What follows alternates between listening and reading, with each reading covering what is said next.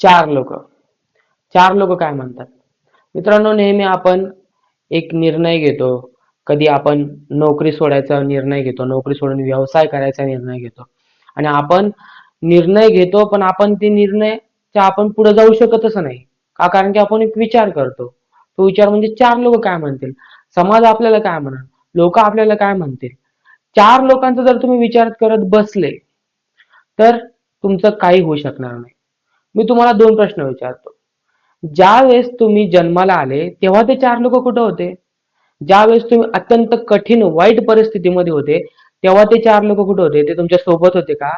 त्यांनी तुम्हाला कधी हात देऊन तुमचा प्रॉब्लेम सॉल्व्ह करण्याचा प्रयत्न केला का? नाही ना.